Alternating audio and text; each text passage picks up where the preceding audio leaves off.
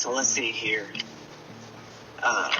Roger, before I get into the whole show thing, just before we get started, we were just talking a second ago. You just realized that Bobby's school is somewhere close to you, right? How close are y'all's? I think he's like on the northeast side, kind of over in between like. Well, aren't you over at like between like 281 and 1604 and 410 somewhere over there? I'm like at 281 in Thousand Oaks. Oh, okay. Yeah, I'm on the I'm over by 1604 and 151 Alamo Ranch area. Oh, okay. So you trained somewhere out there?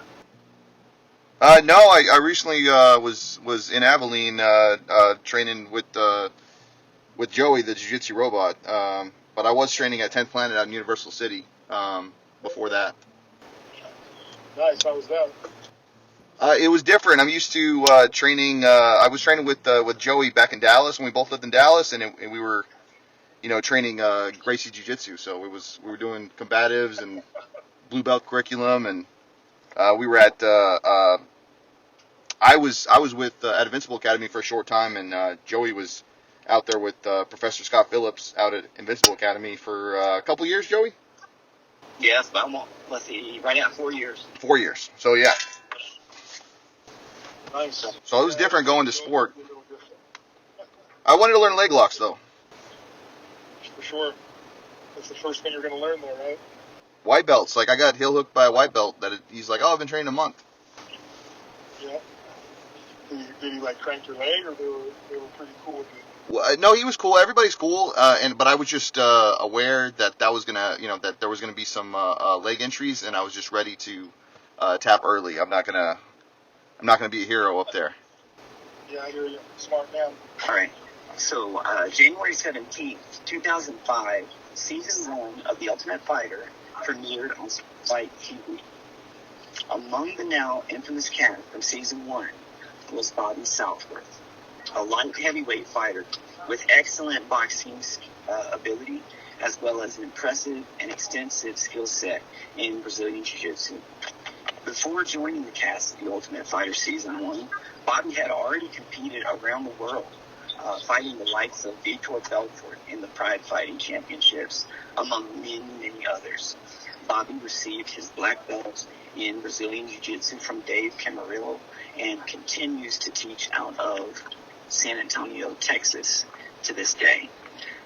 We really appreciate you joining us tonight, Bobby, and we've been in talks now for a while trying to make this podcast happen. My first question, just to jump right in, is why exactly did you agree to come on to the show when we're lesser known and still up and coming as a podcast? What led to your decision to come on?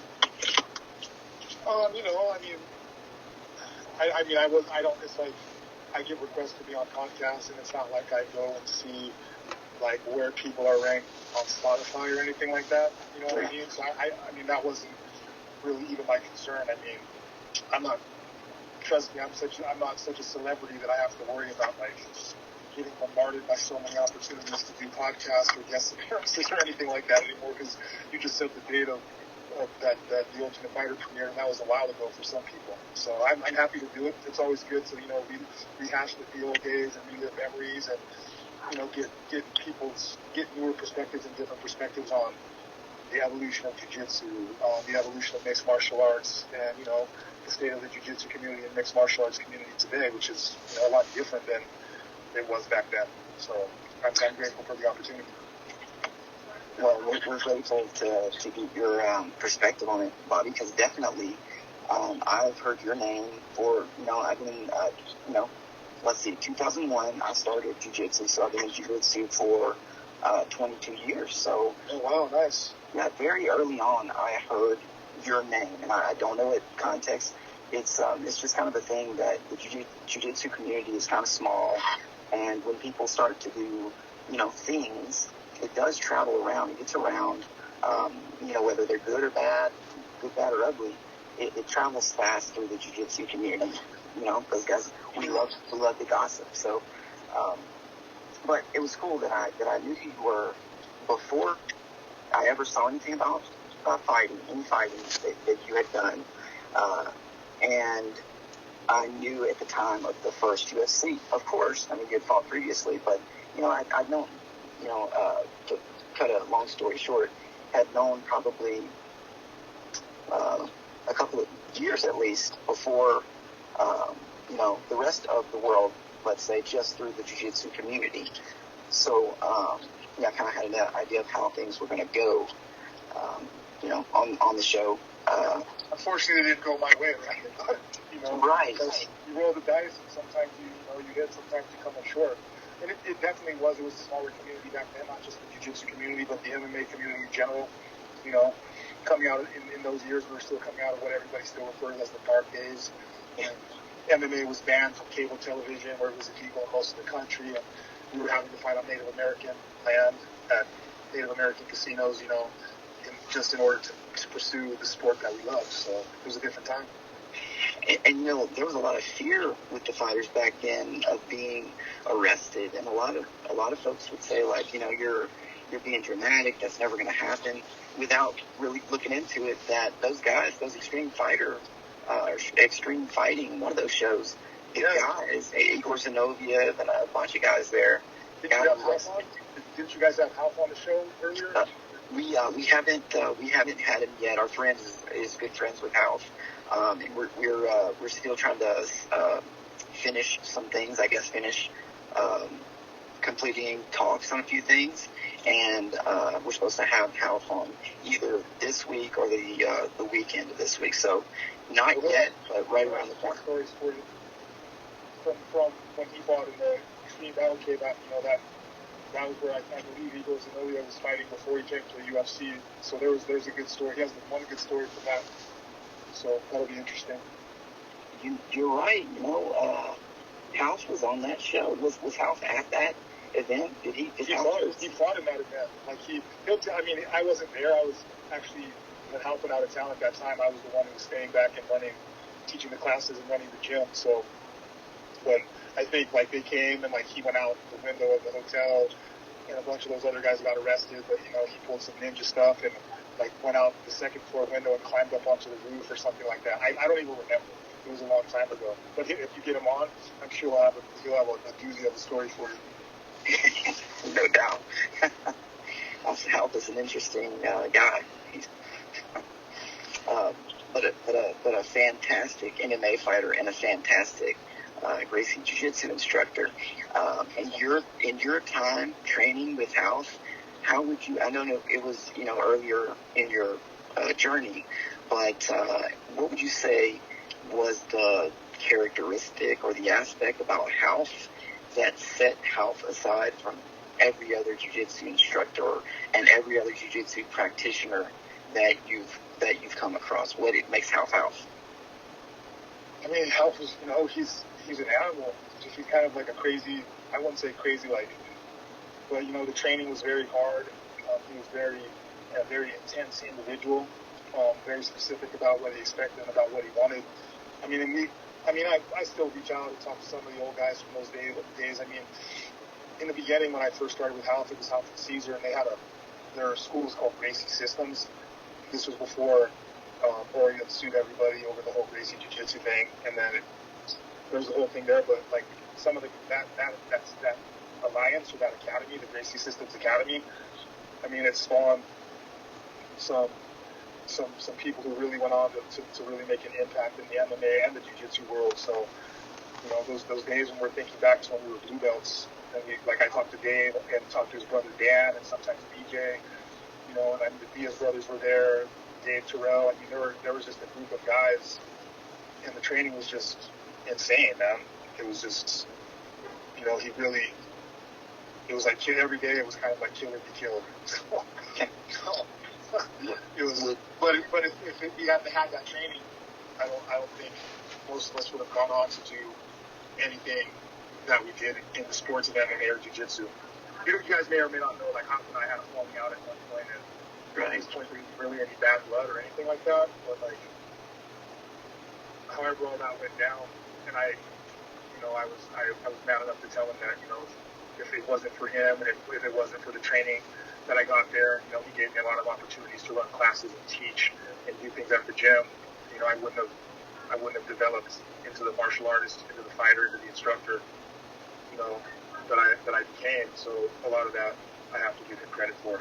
So yeah, it really sounds like Javier Mendez is a genuinely good guy. Just from looking at the situation from the outside, you know, because men like to be.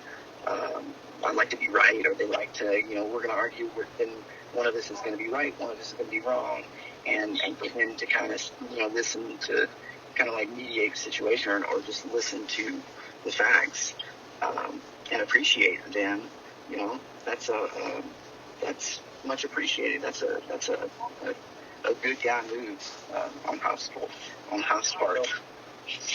No doubt. So what belt were you whenever you were training with Hal? I trained with Hal from white belt to blue belt, and then when we had our falling out like on a Friday, and then on that Monday, Dave got his purple belt. So I was the one teaching most of the classes, I think, you know, back in the day. So I mean, I just got my blue belt from him. But my training, my hours on the mat under Hal, I mean, I was there for the morning privates, there for the morning class, there for the afternoon privates, there for the evening class. I mean, when people talk about mat time, I mean, most people are training 3 days a week, right? They tell you, 3 days a week and 10 years or whatever, you'll get your black belt. I mean, most people's weeks, they were by day, you know, if my days weren't more than that, you know what I mean? Because I was doing 2 group classes a day, anywhere from assisting in 2 to 3 privates a day. So, I mean, it was hours on the mat. We have a friend that he had basically lived his whole life believing he had a disability, kind of a handicap, and you know, found jiu-jitsu at some point in his life, early on, thankfully, and now the guy has the highest confidence imaginable. He competes in, you know, legit jiu-jitsu tournaments against the highest level guys. So you can see, I mean, this guy's like 120 pounds, 5'2", maybe, very, very frail. And yeah, he just, you know, jiu-jitsu has taken his life over, and exactly what you're talking about there is just lives jiu-jitsu 24/7, basically. And so if, by the way, Roger, we were going to ask Bobby just to find out, you don't know an individual named Nick Cooley. Does that name ring a bell to you, Bobby? Not, I mean, I get asked those questions a lot, and I mean, I've met a lot of people, so remembering the names is hard. Maybe if I saw a picture of him, but right off the top of my head, it doesn't really ring a bell. Yeah, he's really tied into this circle here, and it's, you know, years later, Nick is like currently tied in with House, but has been the past, I don't know, 4 or 5 years, I guess, maybe more. And he runs in these same circles, so you know, just very interesting that there's a lot of comparisons there, and we think that Nick knows everybody.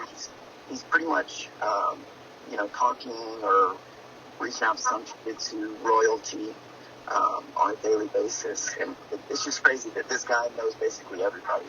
I'm sure he does. You know him in some way that you'll find out like 2 weeks down the line. You'll remember, oh, yeah, that's the guy. There he is. But so from your white belt journey to blue belt with House, were you doing self-defense techniques, or were you doing sport jiu-jitsu? What were y'all doing? Everything. You know, House jiu-jitsu is,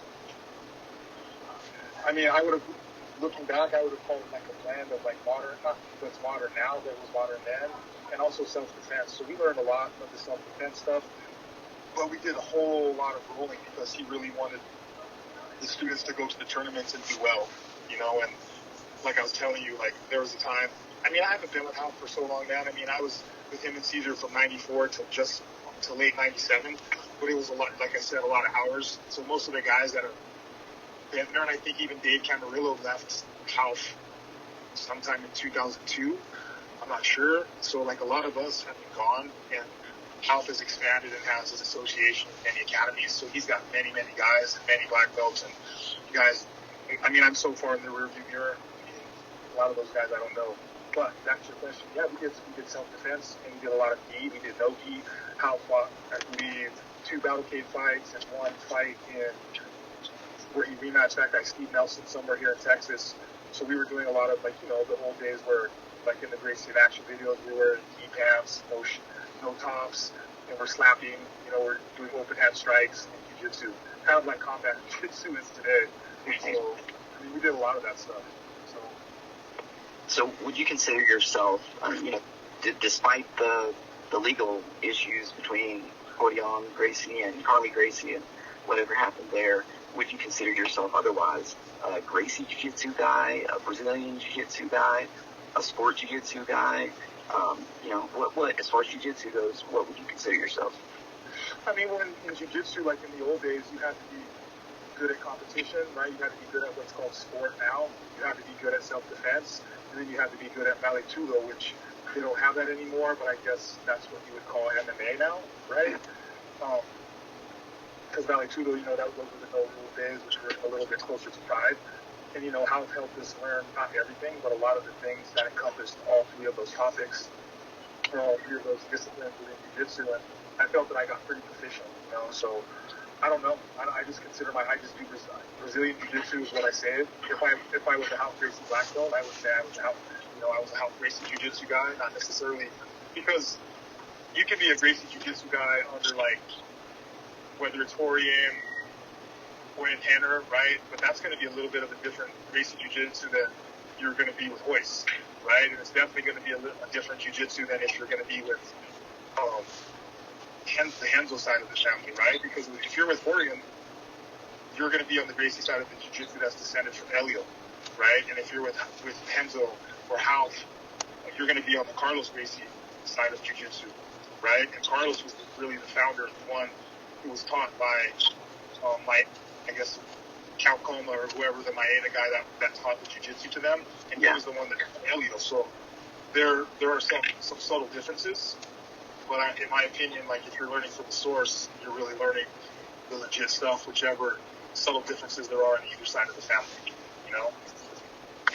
Right. We've had the lucky, opportunity, I guess, the gifted or blessed experience, let's say, to train with Helson, to have classes under Helson. He's my instructor's grandmaster now. But, we see Helson fairly often.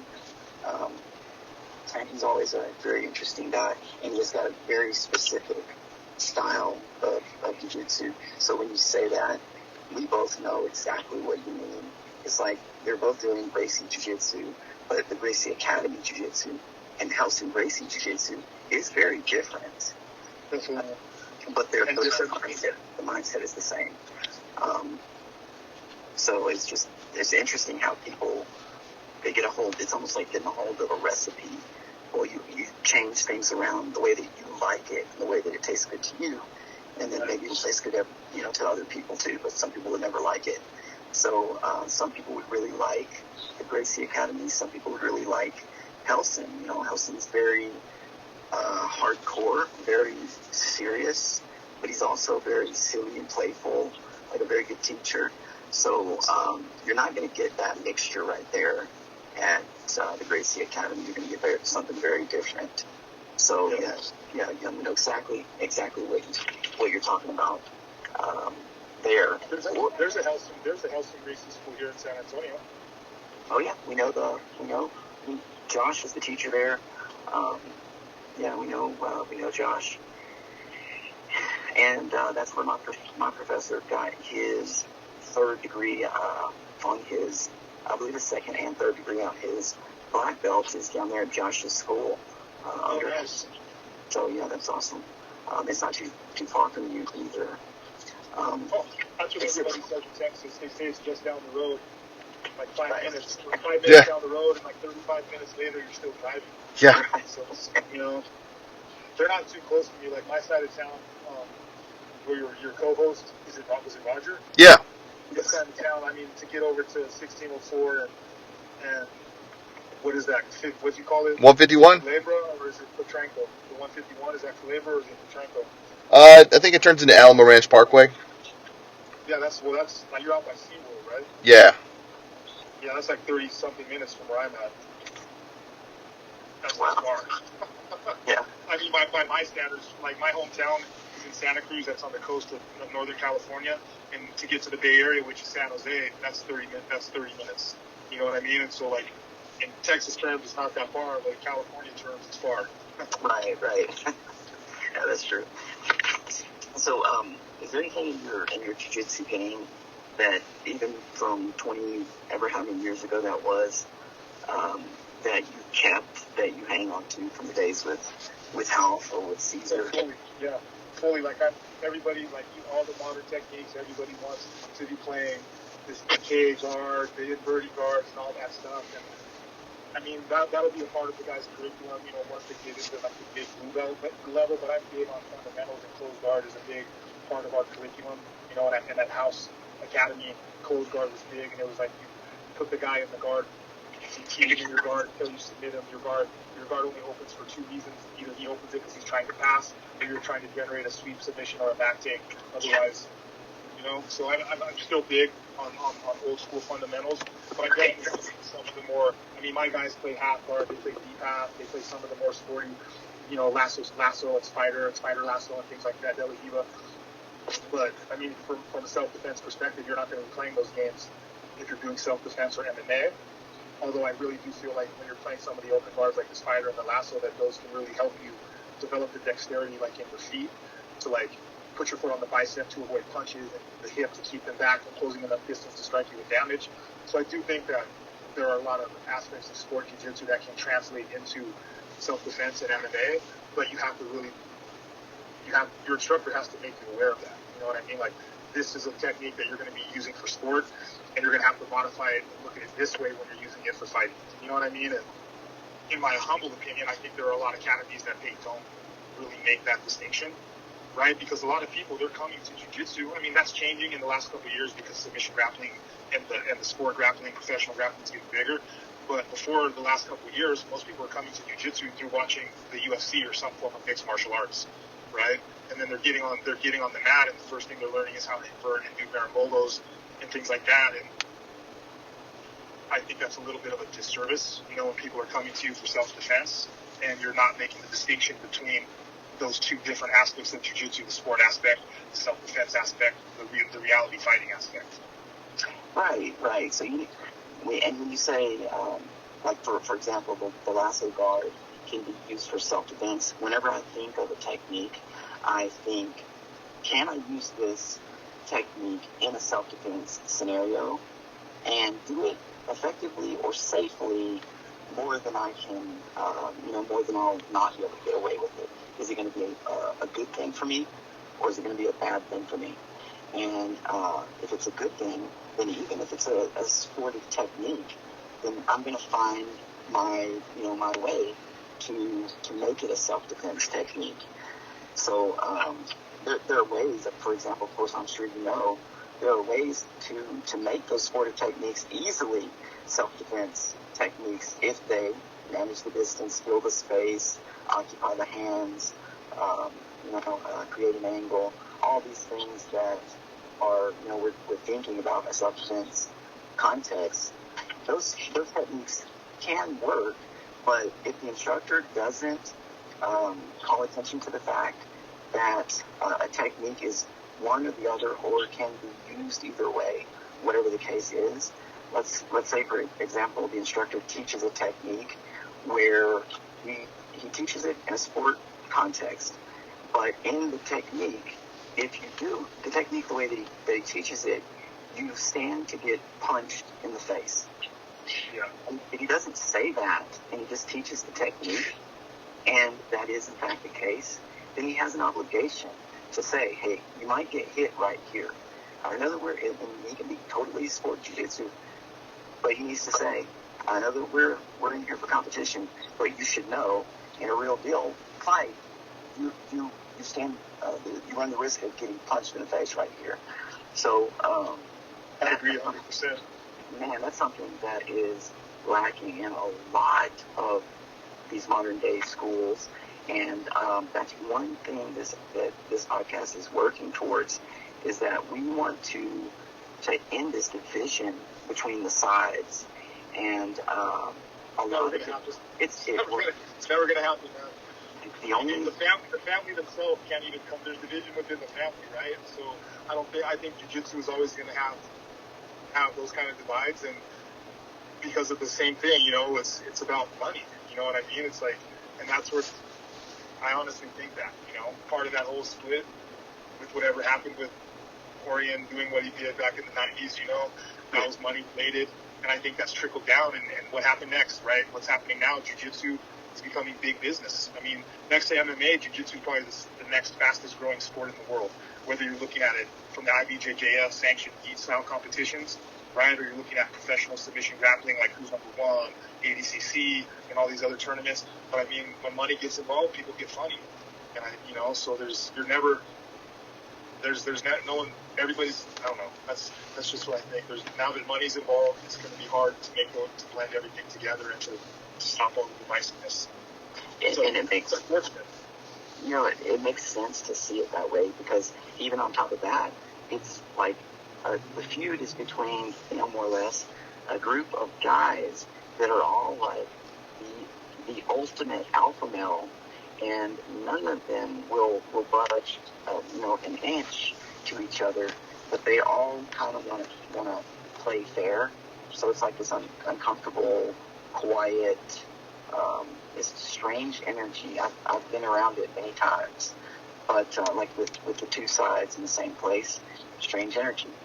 But what we believe, the way that we look at it, from a position of experience, I believe that, and you have plenty of experience, so that opinion is valid. So I think though that Elio Gracie, if he hadn't had the kind of brain that he had, and his brother hadn't had the brain that they had, to be able to live in South America at the turn of the century, when they really had no hope of anything greater than what they already had, which was a great life. But they certainly didn't have anything that would have led them to believe that they could take over the world of fighting and of entertainment, sports. And if they hadn't had that vision that this impossible thing is possible with jiu-jitsu, then we wouldn't be having this conversation today. So I think it just takes the right people, and even those alpha males will turn their head and listen, as long as the thing makes sense to everybody and everybody can benefit from it. I think, and it honors whoever they honor. It doesn't dishonor either side. It honors whoever they honor the most, then we honor him as well. So we have a plan, and we have a genuine plan. I mean, this is there's a reason behind it. I think that jiu-jitsu, as the next generations come, that it's not going to be long before the people forget entirely about Carlos and Elio Gracie and what they did and the fights they fought that led to the UFC and what Hoyce did. That stuff's going to be... Don't forget about Hickson and Enzo. I mean, there are a lot of other guys that were championing jiu-jitsu. Yes. Like a lot of people remember Hoyce, but some of the other guys were doing that as well. So yes, this is exactly the point, is that people are going to forget these champions. And we could pull up a list right now and talk about the champions in the Gracie family and probably talk for the next hour. So there's a bunch. That's exactly the point. There are so many champions that have done so many great things that the world would look at if they knew about this stuff, and it's out there for them. But folks don't care about this kind of stuff. But if they looked back into it, they would see these guys were doing things that were they were innovators. They were they had balls. They weren't scared to lose. They weren't scared to fight, to prove what they were saying was true. So that goes for years and years and years up into these guys that you were just talking about. So they all proved it, and they all fought the fights, and they're all going to be forgotten in just a few generations, unless somebody does something to ensure that honoring the origins of the sport and honoring the lineage, not just your lineage, but the lineage of jiu-jitsu, the lineage that exists between all of us. Until that I don't think that will happen really, because in most academies that I've been in, most people do have the pictures up there, right? They have the picture of Carlos, they have the picture of Helio, they have the picture of Mitsuo Maeda, right? So in some sense, at least within the jiu-jitsu community, maybe the more traditional jiu-jitsu communities, like your type of school, right? The Helston schools, the Henzo schools, I think that they'll be remembered. But in more of the modern context, right? You're looking at the Gordon Ryans and the Eddie Bravos and all of those guys. Within those schools, I think that what you're saying is there's definitely a possibility of those kinds of things happening, right? Because in Eddie Bravo's school at 10th Planet, he's considered the founder, right? And then I've never been in a 10th Planet school, so I'm just speaking out of the side of my neck, really. But I would imagine that if anybody's picture is in a 10th Planet school, it's going to be the Eddie Bravo picture and maybe a picture of Jean-Jacques, right? There is that photo at 10th Planet San Antonio. Jean-Jacques. They have just Jean-Jacques and Eddie, or do they have Carlos and Helio as well? I believe they have, I'm just trying to remember. It's been a while since I've been up there, but I believe it's Carlos. Okay, good. That's good. Because, 10th Planet, one of the things that irks me about 10th Planet is the whole falling in love with the whole no-gi and saying people don't need to train in the gi. Yeah. But Eddie Bravo was a brown belt before he started doing anything in no-gi competition. And a lot of people don't know this. And Jean-Jacques has a video series or DVD series out from the late 90s or the early 2000s, and Eddie Bravo was the yuki in the gi in every single one of those videos, right? So he learned, right? And those guys were old school. So that meant have you been training long enough to remember, like, you had to be a purple belt in the old days before you could do no gi. Oh yeah, absolutely. So, like, Eddie Bravo was training in the gi, and if he hadn't have trained in the gi for all those times, right, he never would have developed some of the techniques that have blossomed into what 10th Planet is, right? Like, the whole rubber guard is just it's his take. Remember how you were talking about changing the flavor of the recipe? Yeah. Right? Eddie Bravo's, his whole rubber guard system is just his expanding on Jean-Jacques' the high guard, right? Where you have, some people call it the pit stop, and that's the position that and the butterfly guard are the position that Jean-Jacques revolutionized to win his Abu Dhabi titles, and that Eddie Bravo, like, expanded upon to create his own system, which is called the rubber guard, right? The 10th Planet system. Right. So, I mean, that is I believe people should be training in the gi, right? I know no gi's a big thing, but I'm kind of traditional in that way, and I think that people should be training. I still think all the best rappers in the world started most of their training in the gi. You know what I mean? And I kind of segued away from what I was talking about with the photos and the image there, so I'm sorry about that. No problem. I think that we were going, if I could just take a step back, is the division between the two sides of the family. And either way, I'll say this, that our goal is to make it better than where we found it. Just leave it better off than where we found it.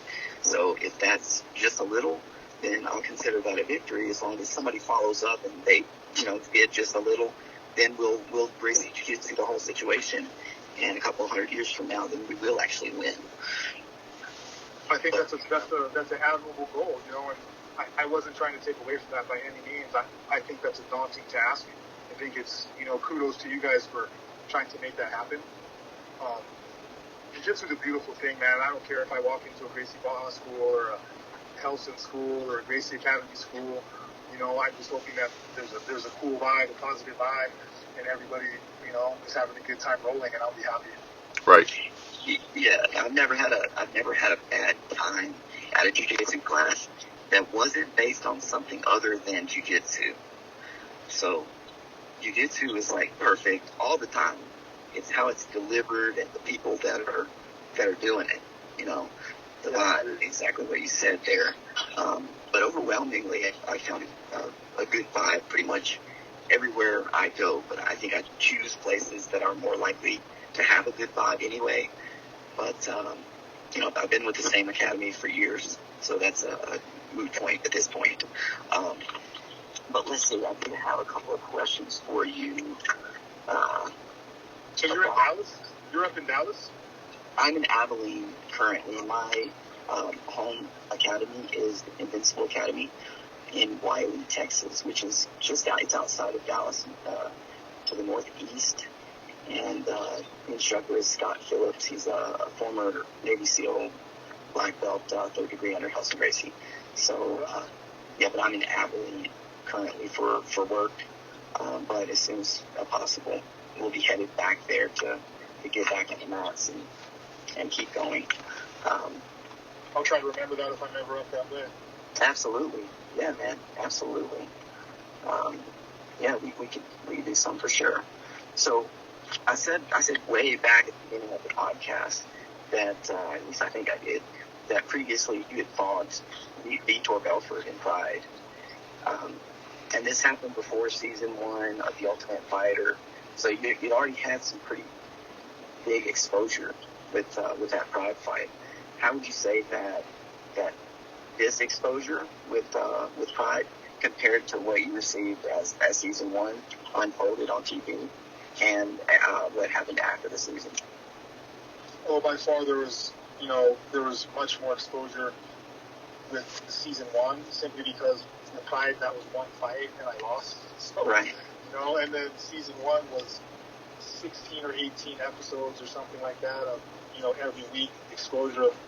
And I was one, aside from the four guys who were finalists, I was the only other cast member to be in every single episode. So, by far that was the most exposure I ever had. And then obviously MMA exploded after the first season, right? Because, a lot of people, they don't really crunch. I try to make them understand that when we were filming the show, there's a scene in there where they let us watch like UFC 37 and a half, right?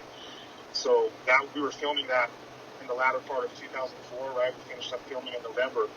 So sometime in late 2004, 11 years after the UFC #1 in 1993, the UFC had only done 37 UFCs, right? The Ultimate Fighter airs in 2005. By 2010, I couldn't even tell you. They're probably like on UFC 160. I'd have to go back and check. And that's just on pay-per-views. That doesn't include the Ultimate Fight Nights, the UFC on Fox, and all the other shows, the other UFC fights, shows that spawn off of that. So, season 1, not just personally for myself, but for MMA, was by far the most exposure. And then that obviously helped spawn some of these other promotions. Like, they helped Bellator, it helped Strikeforce. They helped bring MMA into the mainstream.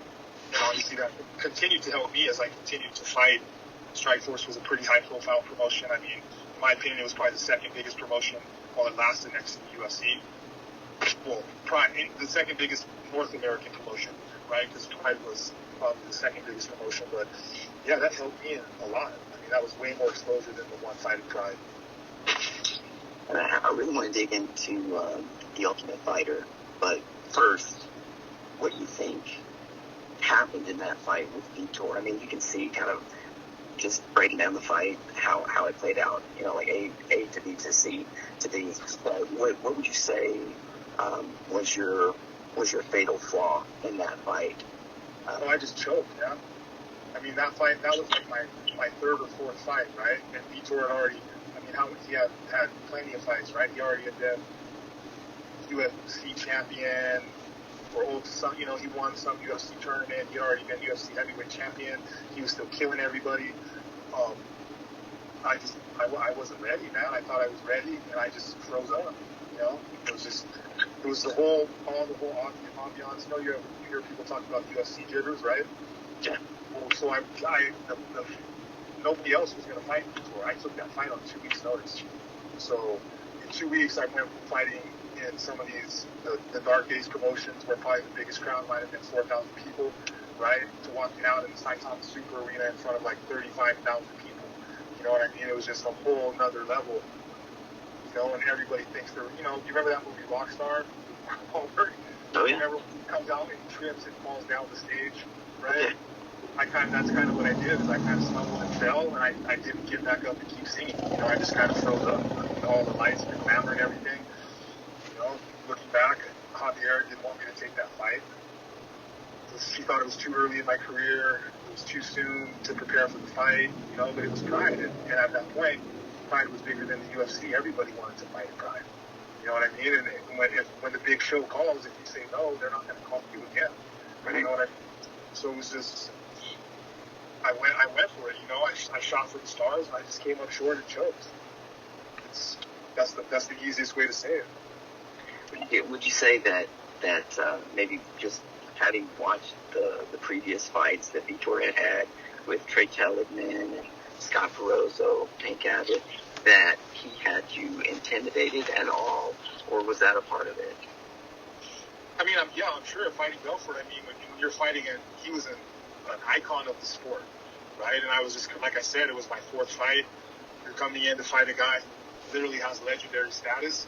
But I don't think it was the stand-up that intimidated me, because if you watch the fight, he took the fight to the ground after I clipped him. He tried to throw a couple shots that he missed, and I countered him, tried to take him down, and then he didn't want any more of the stand-up.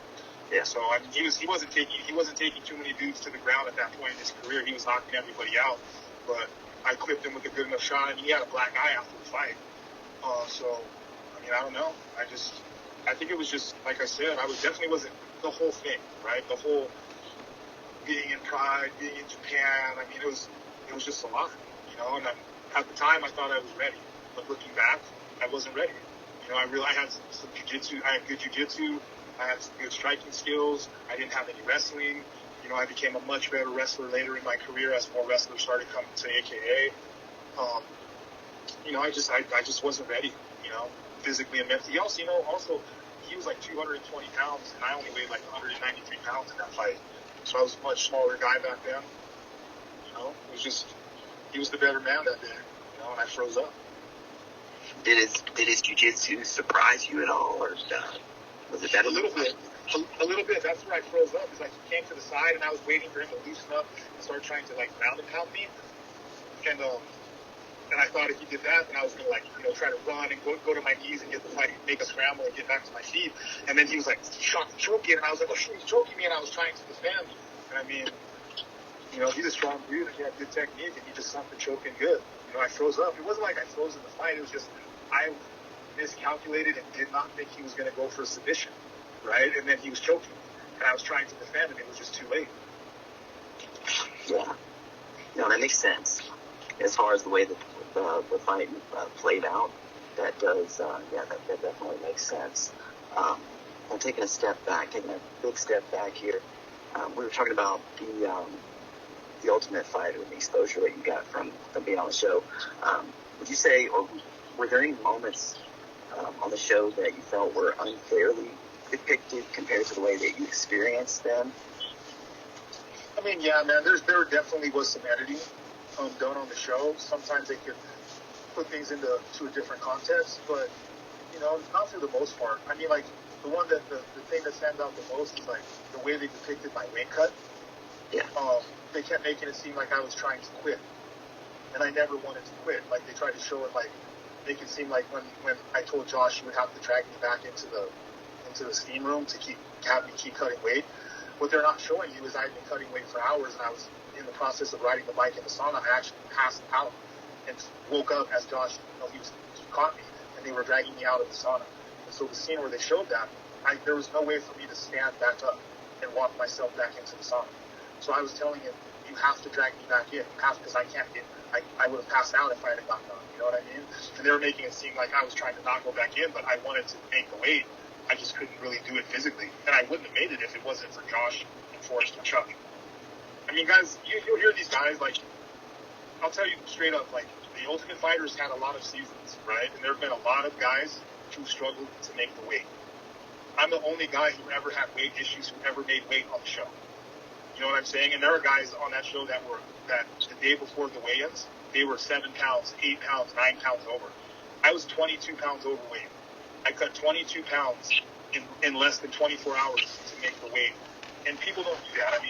They can talk all the smack about it that they want, but when people say, I cut 30 pounds to make the fight, they didn't cut 30 pounds. You might have been walking at 215 and had to make 185, but you went through your fight camp and you were losing a pound and a half, 2 pounds, 2.5 pounds a week. You know what I'm saying? So you came down by getting into shape. You came down 15, 20, 25 pounds of the weight that you were over, and you're cutting maybe 10 pounds or 11 pounds the week of the fight. Nobody's cutting the week of the fight. No one's cutting 22 pounds 24 hours before they fight. You know what I'm saying? And that was a huge. A lot of people, so that still irks me to this day, because a lot of people, they don't know, like, after I made the weight, I was trying to rehydrate, and I would, like, move wrong, and my body would, like, convulse into this position, like, I was cramping internally, and my body was pulling me into a fetal position, like, that I couldn't get out of. And guys were, like, Forrest and Koscheck would grab my shoulders, and Koss would grab my legs, and they would pull me so I would open my body up. You would see my stomach. It looked like there was an alien about to come out of my stomach, because the muscles deep inside me were just convulsing. They were contracting so hard, and then it would release the cramps. But and that was happening to me until like maybe an hour and a half before the fight. So wow. So did Loden see this, or was he aware of it at all before that fight? I couldn't tell you. I mean, I honestly have no coherent recollection of the time from when I started cutting the weight until like after the fight. So like when I was sitting with, at the time, my girlfriend, but she's my wife now, we were sitting there watching the fight, and I come out for the second round, right, and Loden throws the inside leg kick, and I kind of check it, and I hit him with a 3-piece combo, right, and then he goes down, and I run in to finish him off, and Big John kind of tackles me, or grabs me and runs me across into the cage wall. My still to this day recollection of that is we came out and Loden threw the kick. I hit him one time, dropped, and I turned to the cameras and started blowing kisses to my kids. That's my memory of that. So I really don't have like a super coherent vision of like however many hours those were from when I was cutting the weight, or until the fight was over. It's like little flashes. So after you were able to rehydrate, after the fight, like fully rehydrate, did you start coming back to normal, or how long did that last? So, going into this, like right before he started wiring me up to fight, I was having the last of the cramps. So by the time the fight was over, I was good, and I was just steadily drinking like Pedialyte. And I was good after that. I mean, it was like we did the fight, and then it was right back to training the next day and everything. I think I got one day off. I think Chuck let me have like the next day off, and then I just still was going to the gym while the guys were working out and watching, but he let me have the day off, and then the second day after that, I went right back to training, because there was going to be another fight, so I had to keep working. And it was different in that season, right? Now everybody, they flip coins, but in the first round, everybody has to fight, right? There are guys that actually made it to the semifinals of season 1, and they never fought, right? Because me and Diego both fought twice before anybody else fought. So it was a different format back then. Well, speaking of Diego and the other guys, were you already familiar with any of the other fighters before you arrived on day one, or had maybe Mike Swick and I had already been teammates at AKA for a little bit before we went on the show, and Josh Koscheck was being recruited by our management team, so he technically also was an AKA fighter, so I knew who he was. And like I knew what he looked like and everything, but we had never actually met face to face. So I met him on the show, face to face. And then Stephen Bonner and I actually were supposed to have a match like maybe 1 year before the show started. I think it was, or I don't remember, because I only had, just like the Belfort fight, I only had 2 weeks of time, 2 weeks notice before I knew I was going to be on the Ultimate Fighter, because Javier and I had a falling out, and I had like walked away from MMA for like almost a full year. And then my manager, Crazy Bob, had squared it up for me to come. Like Josh Thompson, Paul Botello, Mike Kyle, all these guys were doing good in the UFC. So I was coming back to the gym to make another run at it, and I'd been gone for a year, and I came back, and everybody was talking about the show. And so luckily Bob sent a tape in for me, and the way they were screening the shows, like guys were failing the background checks, and guys were failing the drug and steroid tests, and so some of the guys had been selected, but I was like in the last group of guys that got selected, and I really only had 2 weeks to get ready for the show, which is one of the reasons I had such a weight issue, but it all worked out. I mean, I don't want to say it worked out for the best, right? Because I didn't win.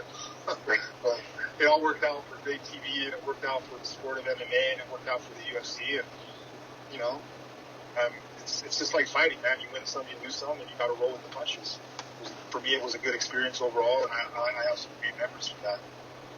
Yeah, you absolutely took part in something that helped to change the world for the better. You know, as far as we're concerned, and I think as far as anybody is concerned, it's clearly good that they came from that original first season of The Ultimate Fighter. People are getting paid more.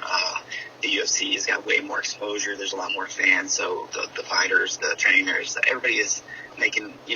Most are making a decent bit at this point. So definitely that's directly a cause of that first season.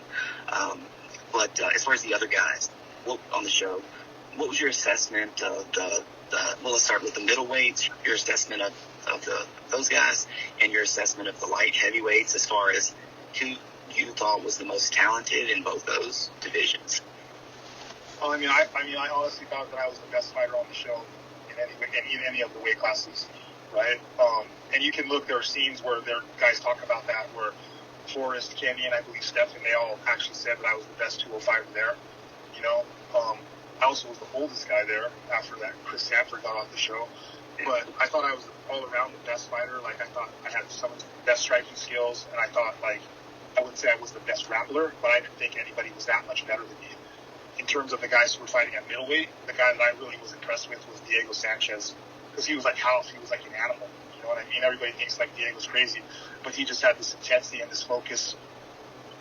I mean, you look at his fighting career, everybody knows that he was called Nightmare for a reason. Yeah. Nobody wanted to fight that guy because he was a psycho. He's a psycho, you know what I mean? But he had some good wrestling skills. He had some really good grappling skills. And I really, if I was going to say anybody was the better all-grappler, there are guys like Posture, the better wrestler than me because he was a two-time All-American, right? But his submission game was not that good. His jiu-jitsu was not that good, and his striking was non-existent. But I thought all around, Diego was probably the best grappler at that time. And even saying that I was the best fighter on the show, that's what I felt from after we felt everybody in the training room, and I think that's what some of the other guys felt. But that doesn't matter, you know what I mean? Because paper doesn't matter, but that's one of the reasons that fighting is so attractive to people, right? That's how Buster Douglas beat Mike Tyson, right? On paper, Mike Tyson should have killed Buster Douglas, but it didn't play out that way in the fight because on fight night, you've got to show up with your A game and everything's got to be on point. Your skill set's got to be dialed in. Your mental state's got to be dialed in. The physical condition has to be dialed in. And that is one of the toughest things about being on The Ultimate Fighter, and why it's, what do they call it, one of the toughest job interviews in sports or whatever, is because you have to show up every single day ready to do a UFC fight, right? And now I think they film for 6 weeks or 8 weeks. I think we filmed for 10 or 12 weeks. So ours was the longest. Like I mentioned earlier, it was a different format. Now guys can fight once, and then they don't have to worry about fighting until everybody else has fought, right? When we were there, I fought twice. I was the only light heavyweight for the first 2 light heavyweight fights, right? Nobody else, no other light heavyweight fought. Same with Diego. He fought twice before any other middleweights fought. So it was a different format, and that was hard. And I'm not going to say, it's tough to maintain that level day in and day out, week after week, with cameras on you 24/7, and I just didn't rise to the occasion, So it's not about what you are on, what the papers say or what the statistics say.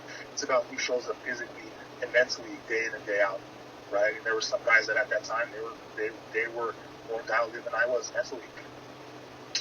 So what did you think of as far as just physically, technique, power, skill, as far as those aspects go of Chris Lieben the first time you saw him? So I guess I misspoke earlier. So I knew who Chris was and had seen him fight before because him and Mike Swick had fought before. And so I knew that Chris was a good fighter because, they had a back and forth affair, and Chris gutted it out and actually ended up choking Swick to get the victory. So I knew that he was a tough guy. But at the same time, I wasn't really worried thinking about the other middleweights because I wasn't going to be fighting those guys. Right. But I knew Chris was a tough. His career speaks for itself. I knew Chris was going to be one of the top guys. And that's another example. You see what happened. Chris, myself, being cameras in front of you the whole time, being away from the environment that you know, it wears on guys, and sometimes that breaks us. And I cracked a little bit mentally. Chris was having a rough time with it as well, but I think that the show helped him turn a lot of things around. He ended up having a fantastic career. I wouldn't say that I was a fan of Chris's before the show, because me and Swick always had these little back and forth, friendly but cocky kind of banners, alpha male stuff. And so when Chris beat him, it was like I kind of had respect for Chris for beating Swick. And so I thought that Chris and Diego were going to be the two best middleweights. That's what I thought.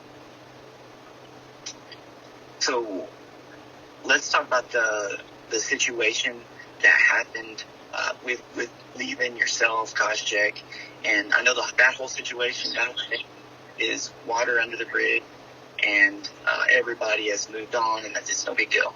But just looking back in retrospect, taking everything into consideration, what would you say actually happened that night where Lieben smashed his way through the house, and with you and he almost coming to blows? Well, I mean, a lot of things happened that night. So that was at the halfway point of the show. So we've been sequestered in the house for like 6 weeks. So there's a lot of things on the show that you don't see. Okay, so because the show was going so well and they were happy, like with me finishing Logan and Diego finishing, I'm not sure who finished in his first fight, but they were really happy with the way the show was going. So Dana and the Fertitta brothers said, we're taking you guys out. We're going to let you out of the house for one night. So they took us to this. There's a steakhouse in the Hard Rock Cafe. I don't remember the name, escapes me, but they took us out. All expenses paid, dinner, open bar, you can order whatever you want. And then they got us to the VIP, backstage VIP, to the Kid Rock concert that was in the Hard Rock Cafe the same night. And again, that was open bar, so it was all expenses paid. So we've been locked up in the house. They let us out in public with unlimited alcohol, and it's just we just went. Not everybody, but some of us just went crazy. Me, Diego, Chris Lieben, we all were having a good, not necessarily together, but we all got pretty faded that night, right? And so we went back to the house, and Diego started losing his mind. Like, he was saying somebody roofied him, and he was doing all this crazy stuff. And, like, Chris started making fun of him, and I was just like, come on, let's Diego was all messed up, let's just leave him alone. And, Chris was just like, F you, Bobby. And so that's where everything escalated from there. It wasn't his fault. It definitely wasn't far from my finest moment, right? But the alcohol played a part into it. There had been some tensions in the house. Chris did, he did some things in the house. Everybody remembers the bed peeing thing, but there were other things that went on, just little annoying things. And it was just part of being locked up with 15 other alpha males, and we were drunk out of our minds, and we butted heads, and I just lost my cool, it was my fault. I should have been the bigger man and just let things go, but I tried to hit him where it hurts because I thought that would make me feel better, and it wasn't the right thing to do. But, go ahead. No, go ahead, please, Bobby. Yeah, but and it was 20 years ago, and I still get hate mail for that. You know what I mean? I think people are still seeing the first season of The Ultimate Fighter, and people are like, I get Facebook messages, Instagram messages, people dropping N-bombs on me. You know what I mean? It's like, I call Chris a bad man, yes. But then when the whole prank thing, where it almost came to blows, if people really watch the episode, they'll hear, like, I was trying to devise a prank. Chris was pranking a lot of people. And so my idea was, since he went to go sleep, was to just turn this hose on and put it on this.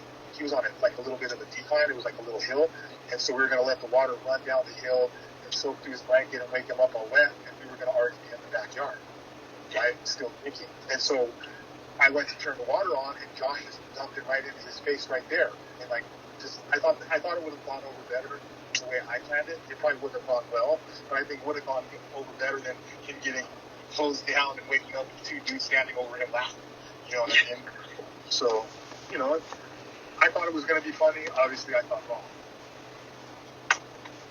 Well, I shouldn't say obviously. In retrospect, in 2020 hindsight, I thought wrong, right? Right. But I guess in the big picture, no harm, no foul. The whole thing ended up benefiting the show, and probably one of the most watched episodes because of that incident. So, if we can speculate a little bit, just to think about it. it looks like that at the end of, the end of that scene, I can't remember where it happens, but it looks like that you had your hands up and that Leben had his hands down as he kind of just inched forward.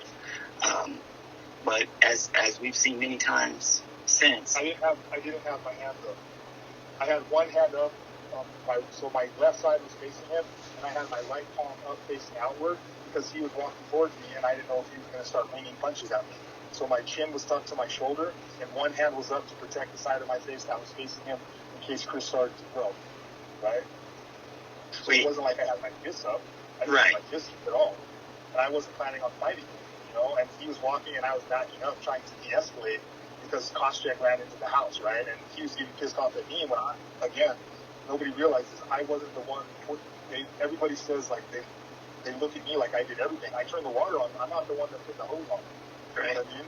And that's where Chris was walking towards me, and I was like, dude, I didn't put the water on you. And that's why he ran back in and kicked the door in and did all the other crazy stuff happened because he was looking for Koscheck. So if Leben had chosen to react even more wildly and had thrown a punch, do you think that the alcohol was such that that would have been a fight that you guys would have what happened right there? I don't think he would. I mean, if he had if you go back and research it and watch, I'm like lasting the whole time, right? And I was moving away from it. Both of us were stumbled down drunk, right? So if he had started winging punches, I probably would have just kept backing away and circled down. You know what I mean? And if he did, Leben could throw pretty heavy bombs. And so I think if he had loaded up and tried to swing at me and he swung, he probably would have missed and just fallen on his face.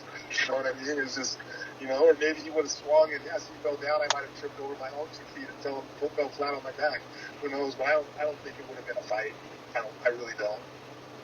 Would you say that when he was walking up to you that you were at least thinking about that big left hand? Oh, fully. Yeah. That's why my hand was up, blocking the side of my face. That was towards him. Right? It wouldn't have been stupid of me to have my chin up, right, with nothing in between me and him. So.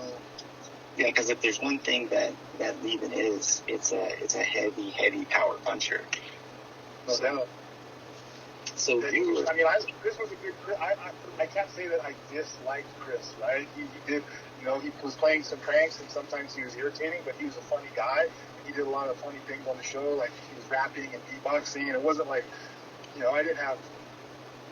A lot of people think I hated the guy, and a lot of people they also think that I hated Steph McBonner because I lost the fight to him. I never hated either one of those guys. Always was a fan of their fighting. Their fighting careers. Every time they fought, I made sure to watch their fights. So it's. But you're right. It was a big puncher, and I didn't want to get hit. Yeah. Do you think, if you're able to speak freely, do you think that Leben had a better chance fighting Koscheck than you saw it on the show, or did you actually think that Koscheck was gonna stop Chris? Or I didn't think that Koscheck would have stopped him, but I think Koscheck was so raw at that point. He really was just a pure wrestler. I don't even know if maybe he even only had 1 or 2 MMA fights. Maybe he had the minimum of 3. I don't remember. But I figured that Koscheck, they call it like wrestle fucking. I figured that Koscheck would be able to get Chris to the ground and possibly maybe get a submission hold, like a key lock, like a kimura or something like that. But at the very least, he would be able to repeatedly take him down and hold him down and win the fight that way. And I had a lot more confidence. If I'm thinking back then, I had a lot more confidence because Chris took like his left knuckle off of his left hand. And so I knew that the left hand, I wouldn't say it was going to be a non-factor, but it was going to be less of a factor than it would have been if Chris had like a full healthy hand. You know what I mean? If he had speculate again, if he had been totally healthy, perfect hand and all, do you think the fight would have been differently?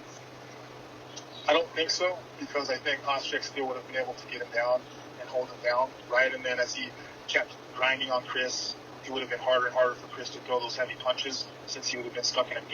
If you do some self-defense, that a lot of people after they're doing grapple heavy they spend a lot of time grappling heavy. It's hard to let your hands go, right? Because you got all that blood stuck in your muscles. So I think that was the right, that was the game plan that we came up with, was to force Chris to wrestle, because then his power punching, I won't say would have been completely gone, but the more he wrestled, the less his hands were going to be a threat, right? Not only because his arms and shoulders would be getting heavy, but also because he would be hesitant to let them go because of the threat of the takedowns from Koscheck, right? And then unfortunately, he also had the injury to his hand, which probably was making him a little bit hesitant to throw as well. So what did you think as far as Chris's chances of landing? I was thinking Koscheck was going to win. You know what I mean? I thought Chris's only chance was going to be to land a haymaker, right? That was our thought as we were brainstorming, me and Chuck and maybe Peter Welch. I don't remember. I don't remember who was talking about it, but Chris's chance was the one punch or possibly a submission. That's what we thought. As a jiu-jitsu guy, not an MMA guy, but a Gracie jiu-jitsu guy, let's say, do you think in your mind that Josh has won, or Josh has just done enough to satisfy the judges? I mean, how do you rationalize this is a win or it's enough? So as a jiu-jitsu guy, I'm thinking not only did he win, but that he dominated, right? Because he got takedowns, right? So in a jiu-jitsu tournament, he would have been racking up 2 points for every takedown that he got, right? Forcing his way to half guard, he would have gotten advantages. So he was getting at least 1 to 2 takedowns around. So I thought he won the positional battle. I thought he won the octagon control. I didn't think that Chris did enough damage to negate that, even though Chris did land a couple good shots. I think he puffed up his eye a little bit. But that might change by today's standards, right? We're seeing that a guy gets taken down repeatedly and held down, but in the brief time he's on his feet, he lands 10 or 15 punches and maybe gets a cut on the guy or bruises his face up and he ends up winning the fight, even though he got crushed and was on his back for 80% of the fight. Right. That perspective is much different than the founders, I guess, would look at it, which they would say, hey, if you're still fighting, the time ends and you're still fighting, then the fight continues, that you haven't lost yet, I guess. Different perspectives. As far as the way that the whole thing played out with Forrest and Stefan and both of them getting a contract, do you feel like justice was done, or do you feel like that you were, at the end of the day, that you were happy with the way that things went on The Ultimate Fighter? I mean, I was happy with, like what you mentioned earlier, with the impact that the show had on the sport of MMA, the rise of the UFC and things like that. But I wouldn't say that I was happy with my overall performance on the show. I think that Forrest and Stefan definitely both deserved that contract. That fight could have gone either way. And that also, by giving both of them the contract, I think that also really, when everybody saw that, I think that gesture was like the huge, because Dana did have to give them both a contract, right? And I think that gesture was huge, and I think that not just the fight, but the fact that both of them got that contract and continued their careers in the UFC, not just as fighters and athletes, but as ambassadors for the Ultimate Fighter and for the UFC. I think that was just huge for MMA and again for the UFC. And I was happy for that. I was happy for both of those guys. Stefan, God rest his soul, is such a tragedy. That things turned out that way. Again, I don't know if Stefan liked me, but I thought he was a fun guy. I thought he was a great fighter. And it's sad for his family. It's sad for Forrest, really. Him and Forrest were very tight, and so when all that went down, it was a shock, a tragedy. So. Absolutely. And the jiu-jitsu community lost a great one as well. So he was loved in both those communities. But you guys have lost a few guys from season one, but in a 18 year period. Yep. So things unfortunately do happen. I would be remiss if I didn't ask this one question. Unless you would like to talk about, well, I'll let you just put it like this. And unless you would like to talk about what happened with Half and that whole incident with the crutches, then we can move on to the next topic. And I'll leave that in your hands. Is there anything that you can elaborate on, or would you prefer to leave that alone? it was just, I mean, I don't really want to elaborate on it. It was just two guys in a heated discussion and an unfortunate incident, but, Hal's going to stand up for himself and I'm going to stand up for myself, and that happened and it's in the past and,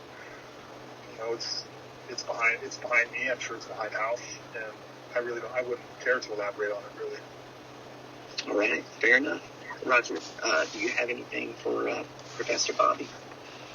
Yeah, I was just, we were talking about the way they edited, and you guys were there for weeks and weeks, and it seems like, the time period, it seems like it's a very short period of time. Like, how crazy was it in that house with, nothing to do? I mean, you were talking about it takes a tax on your mind. I mean, like, how crazy was it in there? It was crazy, man, because, I mean, at that time, they still were thinking of us. They just thought we were just these dudes that, would smash your face in if you looked at us wrong on the street. You know what I mean? They didn't, and I think that as the show went on, it really opened the eye, not just the producers and the people on the film crew, but as people who watched the show, the majority of the guys on the show were college educated, right? Had been college athletes, had careers. Right. But it was crazy in the sense, when we got there, the only food that they had in the house was Snickers ice cream bars, Hot Pockets. Whoa. And all the alcohol that you could drink, right? We had to fight Dana we had to fight the producers tooth and nail, and it was Dana who went to them and got us the food budget so we could have chicken, steak, and fish, fresh fruits and veggies, the juicer and all those things, but they didn't want to provide those things for us. And they really didn't think of us as performance athletes. They thought of us as just kind of, I think, thugs, knuckle draggers. And so part of the stress on the show was the fact that, I was 35 at the time. I already had a teenage daughter. I already had 2 kids. Had been a business owner, and I have the people in the film crew, production assistants, fresh out of college, 21, 22, 23 years old, barking orders at us. I really felt a lot of the time they didn't treat us very well. In fact, I actually stepped in between several other cast members and members of the film crew because of the way the film crew was talking at them, that these guys were losing it looked like they were about to grab them by the neck. You know what I mean? Yeah. And so, I was in that position myself a couple times. And so, there were a lot of things that you take it for granted. I don't think that people understand what sequestering means. So we could not leave the grounds of the house. So for the 10 weeks or 11 weeks that we were there, we were in the house or we were at the UFC, that place where we were filmed. Those were the only places that we were going. You couldn't just walk around the block and get a bag of chips from the store. You know what I mean? They had cameras everywhere in the house. You were 24/7. They're filming you when you're sleeping. I mean, it was just, it's a different world. And so a lot of the hate you get is people are seeing you every second, every minute of your life, and then those seconds and minutes are edited down, not only to make you look your worst, they're also edited to make you look your best, right? Because there are one of the reasons I get a lot of hate on the show is because it started off so positive for me, right? All the things I did for the Canadian guy, and I all these fans, and then all of a sudden when the thing with Chris happened and other things that were happening, the weight cutting thing, and Dana even told us that, we left a lot of stuff on the cutting room floor, and I just want everybody to know we could have made anybody look like a hero or a villain, and we just tried to tell the best story that we could with the footage, right? And for some guys that worked out great in their favor. For some guys, it didn't work out for the best. But it was a crazy situation, man. But there's very few times in your life that you're going to get to just do what you love with no worries in the world except cameras being in your face 24/7 and young kids trying to order you around. Yeah. You know what I mean? Well, how long did it take to get meat in there? It probably took the first week before we had real food. You know what I mean? Maybe I don't know, 4 days, 5 days, but it was it wasn't like everybody was eating like I said, Hot Pockets, Snickers ice cream bars, honey bunches of oats. So it wasn't like they have. I mean, if you watch the other seasons, remember they're bringing in every day. The guys could get a sushi plate, and you know what I mean. You see the last season, there's they have Frenchinos, air-dyed bikes, a sauna at the house. They have everything is right there. It was the first season. They didn't know what they were doing. They were just winging it, and so it was a big learning curve for everyone. Well, nobody had a point of reference. Nobody had a point of reference, but that created tension, right? And some of that tension between us and the crew, that built tension between the people on the guys on the show, right? Because you also signed in your contract, you also signed a clause that if you like put your hands, like if you got physical with anybody on the crew, that they would kick you right off the show. Right. Right. So it was like, it kind of felt like sometimes like those guys were being rude to you, like trying to get you to slap them in the face, kind of thing. You know what I mean? It just was different, man. It was crazy, but I would do it again. I mean, if I was in my 30s again, I'd probably do it again. I wouldn't say I'd do it again right now. What would you do differently if you could go back in time and do it again? I would just stay focused. I would keep my eyes on the prize. You know what I mean? That was the thing, is I just lost focus. If I had stayed focused, I think I would have won the show, and I definitely wouldn't have been drinking. Not a drop. Yeah, I wouldn't have drank a drop. I mean, I think that'd be great. That's great advice. I think that's definitely plays a factor in it. Oh, for sure. It's different now. All the medical evidence, everybody's saying, oh, you could drink 2 drinks a day and it's good for you and all that stuff. It's just all alcohol industry propaganda, right? Now they talk about how you drink and it affects your hormone levels and all these other things. And, it was a different time. I grew up seeing pro athletes. I mean, I was a college athlete myself and used many pro athletes, and I saw those guys, drinking, smoking, doing all those kinds of things. And so you think, hey, if they can do it, I can do it. But hindsight's 2020. I would definitely have lived a much cleaner life knowing now, if I knew then what I know now. Well, hopefully people can hear from you and take that advice. Like I personally don't drink anymore. Joey doesn't drink at all, so. Yeah, I don't drink much. It's special occasions. I set limits on myself. I try to drink like 1 time a month. There you go. On that, I think I drank 9 times this year. 2 of those times were at a wedding. I think all the other times might have been, when Dana was gracious enough to give us tickets to the UFC. So we always, gotta have a beer when you're watching the fights live. So. Oh sure, yeah. But yeah, definitely don't drink like I used to drink now. So, but you can't get those. You can't 2020, hindsight and all that, but you can't get those times back. So I just try to do what I can now. Right, and we pass on our experiences to the next generation. Yeah, for sure. So, Roger. Guys, you there, Roger? Yeah. It's after 11. Can we kind of wrap it up? Yeah. Absolutely. Is there anything else you wanted to ask me or anything? Yeah, Bobby, if we could, I'm just going to rapid fire like maybe 4 or 5 very basic questions that have nothing to do with jiu-jitsu, and then we'll call it a night. If you don't mind just answering the first thing that comes to your mind. Okay, go ahead. So, what would you say is a horror movie that scares you up until today? I think the movie that scared me the most was the first Poltergeist. I saw that when I was 12. I had to sleep with my parents. Okay. So, if your wife asks you to watch a chick flick or whatever movie that she wants to watch, but you have absolutely zero concern with watching that movie, how do you respond to that? Well, I kind of like chick flicks and rom-coms, so I'd be open to it. I'd say, sure, but I just ask her, what movie is it? Okay, so, let's see, are you a dog guy or a cat guy? Dog, no cats.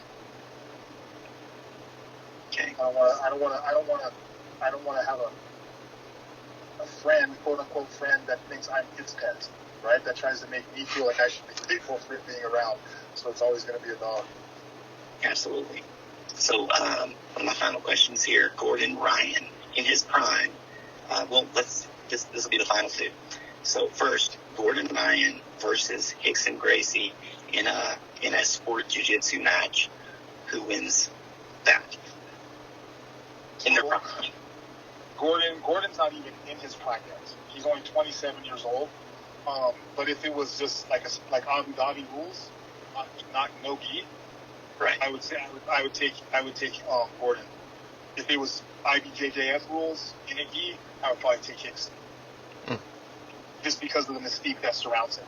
You know what I mean? It's like everybody's always you're always gonna wonder in your mind if you could have took Hickson, if the best guys now could have took Hickson in his prime. Yeah. So, but in the gi, I think I would pick Hickson. I'm not saying he would win, but that's who I would lean towards.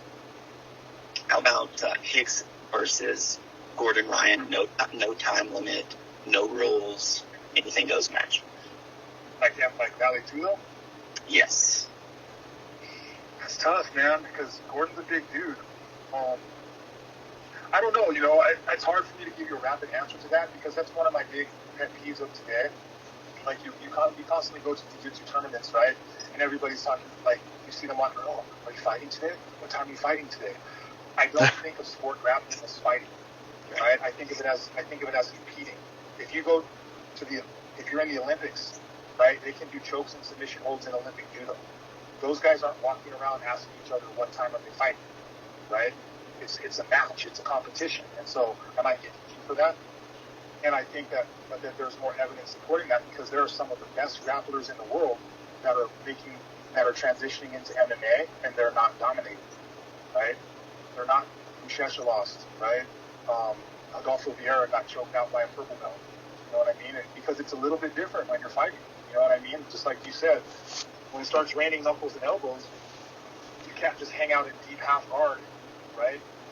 And try to hit the waiter's feet or go out the back. It's just a different animal in fighting. I'm not saying that the best grapplers are the best guys out there, or Gordon or whoever the other top guys that they couldn't fight in MMA, but I think there would need to be a little bit of an adjustment. You know what I mean? I think one of the people who was a super high level grappler who I felt did her career the right way was Mackenzie Dern. Right? She didn't come out of winning the World Jiu Jitsu Championships trying to walk right into fighting #1 contenders in MMA. She had some amateur fights. She built herself up in some lower level promotions and climbed the ranks and had some success. So it's just a different game. Absolutely. So, it's like the best MMA grapplers aren't the best MMA grapplers. The best guys who are grappling in MMA, they're not going to come out 6 weeks out of the octagon and go into the Abu Dhabi North American trials and crush everybody. Right. It's just there's much more specialized one and much more diversified in another. So. Right. And if they haven't been training to be concerned with distances and where strikes are possible and there's like a dozen things to be concerned with that have absolutely zero to do with competition jiu-jitsu. So they would definitely have a learning curve despite being fantastically good at jiu-jitsu because it's two different things, right? Yes. So, Roger, anything else for Bobby before we let him go? It's definitely getting late. Yeah, no, thank you so much for making the time. It was fun chatting about the good old days. No problem, you guys. I really appreciate you having me. I appreciate the opportunity. Yeah, it's school night. I got to get up early and help get the kids to school. So yes, sir. Yes, sir. Didn't need to cut it short. So hit me up. You always hit me up on the messenger thing if you need anything or to let me know about when stuff's getting ready to drop. And just stay in touch. We'll do it. All right. Bobby. Appreciate it, man. You guys have a good night. Thank you. You too. All right. Bye-bye.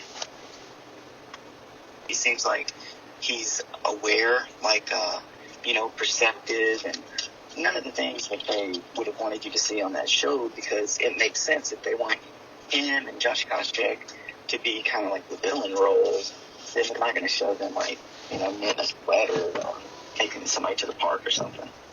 Yeah, exactly. I mean, I figured, like we talked before, we know people that are on reality TV shows and they do you dirty. And everybody, has their own point of view. So, I'm glad we got to see, his perspective, hear from it, rather. Well, he kind of told us, what he thought in his point of view. Yeah, absolutely. And that is different from what we saw on the show. So, that's pretty interesting. It seems like he was definitely a fan of Chris Weidman, and it didn't look like that at all whatsoever on the show. Time, your perspective does change. That it's not like that I think the same way now that I did, at early blue belt. But things change big time. your perspective on what a win is, etc. So that this conversation, literally, I guarantee you, we could talk about for the next 2 or 3 days straight. So it stands to reason that at some point we should just say, okay, this is it. This is the end here. Yeah, let's do it. Let's call it a night.